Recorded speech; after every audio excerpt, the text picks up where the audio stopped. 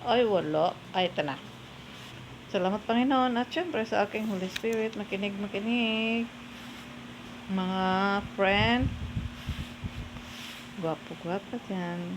Nandito ako sa Ezekiel. Babasahin ko lang sa inyo ha. Ang tungkulin ng bantay. Sinabi sa akin ni Yahweh tao, ito ang sabihin mo sa iyong mga kababayan. Kapag ipinapasalakay ko ang isang bayan, siya ay pipili ng isang bantay. Kapag natanaw nito ang sasalakay sa kanila, hihipan niya ang trumpeta bilang babala sa mga tao. Sino mang makarinig sa babala ngunit nagwalang bahala at pagkatapos mamatay sa tabak, walang dapat managot sa kanyang pagkamatay. Kasalanan na niya kung mamatay siya, pagkat hindi niya pinansin ang babala.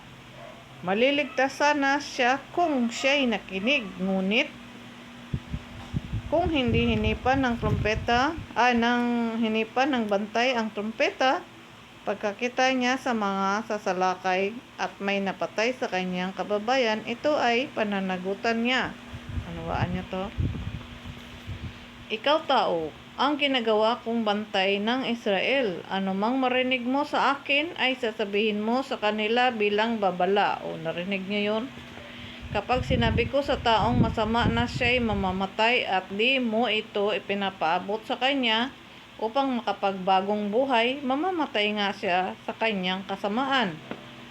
Nag-react yung Holy Spirit ko dito sa 8. Kapag sinabi ko sa taong masama na siya'y mamamatay at di mo ito ipinapaabot sa kanya upang makapagbagong buhay, mamamatay nga siya sa kanyang kasamaan, ngunit pananagutan mo ang kanyang kamatayan pag hindi ko napababalaan. Ngunit kapag binabalaan mo ang masama, gayon may hindi rin magbagong buhay, mamamatay siyang makasalanan, ngunit wala kang dapat panagutan. Malinaw? Tungkulin ng bawat isa. Sinabi sa akin ni Yahweh tao, sabihin mo sa mga Israelita, ang inuulit-ulit nilang sila'y nagumon na sa kasamaan, kaya hindi na sila mabubuhay. Sabihin mong ipinapasabi ko na akong si Yahweh, ang buhay na Diyos, ay hindi natutuwa na ang sino may mamamatay sa kanyang kasamaan, ibig kong siya'y magbagong buhay. Sabihin mo ngang nagmagbagong buhay sila pagkat di sila dapat mamatay sa kanilang kasamaan. O, di ba? Tao, sabihin mo rin sa iyong mga kababayan na ang dating kabutihan ng matuwid ay hindi nakapagliligtas sa kanila kung magpakasama sila. Kung ang masama ay nagpakabuti, hindi siya parurusahan. Ngunit kung ang mabuti ay magpakasama, parurusahan siya. Sinabi ko nga na ang matuwid ay mabubuhay, ngunit kapag nanghawak siya sa kanyang kabutihan at nagpakasama, mawawalan ng kabuluhan ang kanyang kabutihan. Mamamatay siya sa kasamaang kanyang ginawa. Tungkol sa masama, sinabi kong siya ay mamamatay. Gayunman, kapag tinalikdan niya ang kasamaan at nagbagong buhay siya, tumupad sa kanyang pangako, isinasauli ang kanyang mga ninakaw, sumunod sa mga tuntunin ng buhay, at hindi na gumagawa ng anumang kasamaan, siya ay mabubuhay. Hindi na alalahanin ang dati niyang kasamaan, at dahil sa kanyang pagpapakabuti, mabubuhay siya. Tao, sinasabi ng iyong mga kababayan, ang nag-react yung spirit ko dito sa hindi na alalahanin ang dati niyang kasamaan, at dahil sa kanyang pagpapakabuti, diba?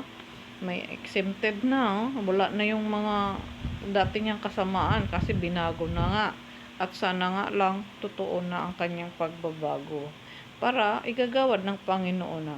Nakasulat dito, igagawad ng Panginoon, hindi na alalahanin ang dati niyang kasamaan, at dahil sa kanyang pagpapakabuti, mabuhay siya. O, di ba?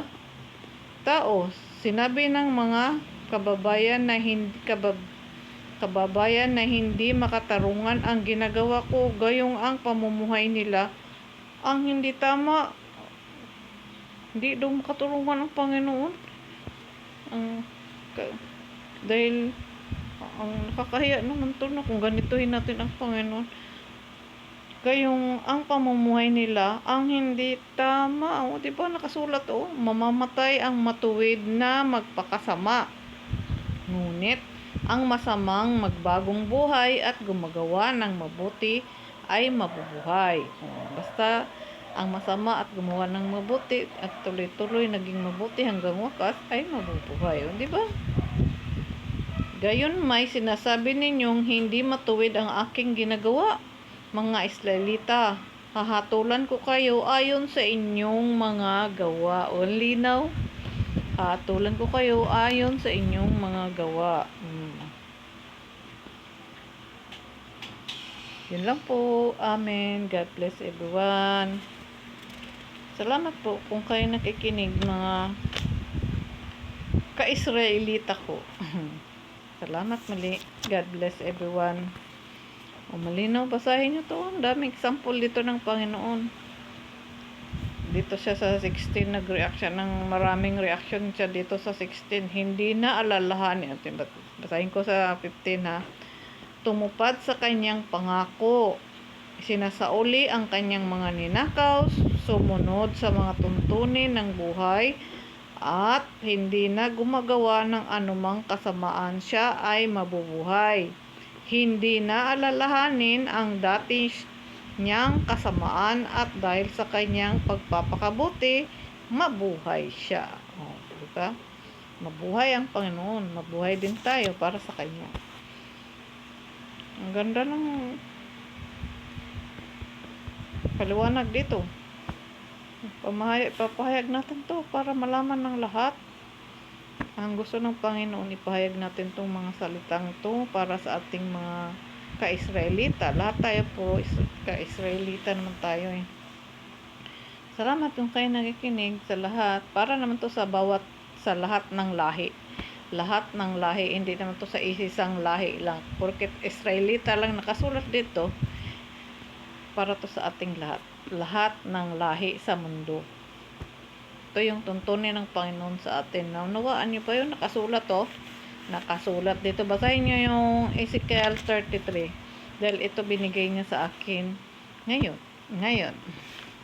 Kung naunawaan nyo, mas mabuti. Kung hindi, unawain nyo at basahin nyo. Magpagbulay-bulayan nyo po. Kasi tuntunin to tungkol to sa ating buhay. At tungkol to sa bantay. Kailangan kung mayroong ibibigay ng mensahe ang Panginoon, di natural, ipapahayag ko sa inyo dahil ito naman ang binigay niya sa aking kumbaga trabaho. Diba? Salamat po Panginoon at syempre sa aking Holy Spirit. Ito ang aking naging buhay ngayon. Salamat po sa inyong lahat. Uli, God bless everyone. Huwag tayong makalimot manalangin o magbago na tayo para lahat ng ating mga kasalanan na ginawa noon maganda ang hindi na alalahanin ng Panginoon ang lahat ng yon. Kasi magbago na nga naman tayo, di ba? Pag nagbago na tayo. Ang ganda ng regalo ng Panginoon sa atin, no? Salamat po muli. God bless.